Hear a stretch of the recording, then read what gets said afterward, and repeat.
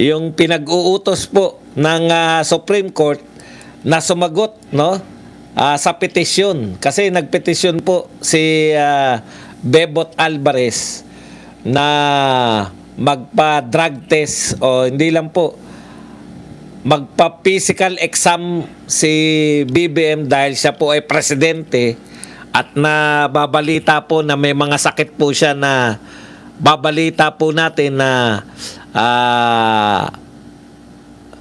may malala siyang sakit o may sakit po siya. Kinakailangan daw pong malaman ng mamamayang Pilipino kung ano ang tunay na kalagayan ni BBM. Kaya nagpetisyon itong grupo ni Alvarez, no? Kasama po sa pinipetisyon nila dahil malaki rin po epekto pag ang isang pinuno ay dorogista, malaki rin po ang epekto niyan. Kaya kung wala pong ads talaga wala tayong magagawa. Huwag nyo na problemahin yan. Ayaw na tayong pakitain. Okay.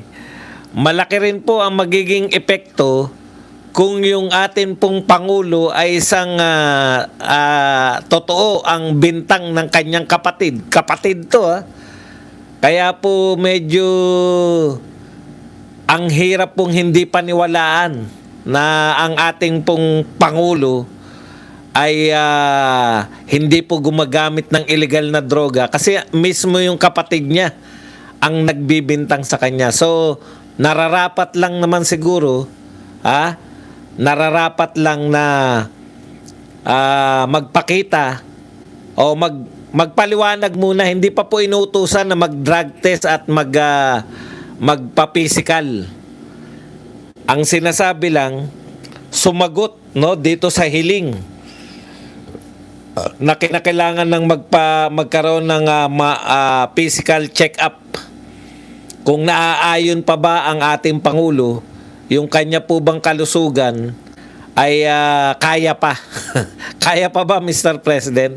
So, pabuto sa atin kasi at least, no, kinakailangan, tsaka congratulations po sa Supreme Court, Hindi po, yung Supreme Court po, hindi po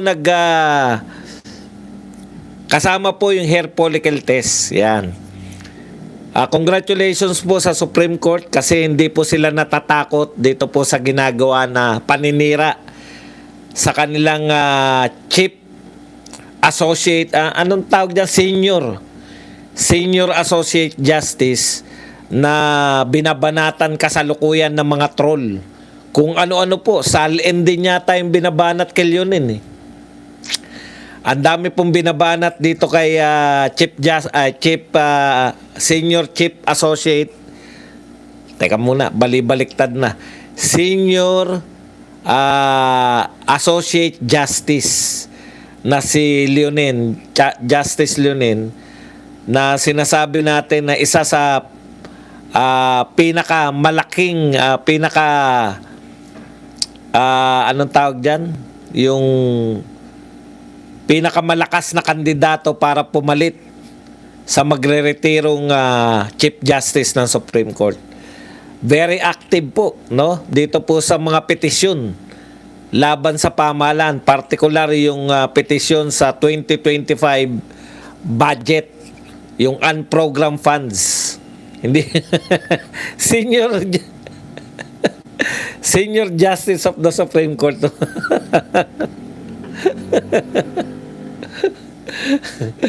Okay. Yan po ang good news na kahit papaano tumutugon yung Supreme Court. Sana tumugon na kayo rito na sa sa petition po for habeas corpus. Kasi po, pag may petition na ng habeas corpus, pag sinagot nila na illegal yung pagkakadakip kay Tatay Digong, malaki-laki na pong laban natin yan para madala yan sa United Nations. Makapagsumbong tayo rito sa United Nations dito sa pinagagawa nitong ICC na to. Okay. So, yan po yung mga kaganapan dyan. Olats tayo. Tapos dito naman kay BBM, mukhang okay naman, no? Yung tumutugon naman yung Supreme Court. Medyo may katagalan nga lang siguro dahil sa dami po ng kaso na nakaharap sa Supreme Court.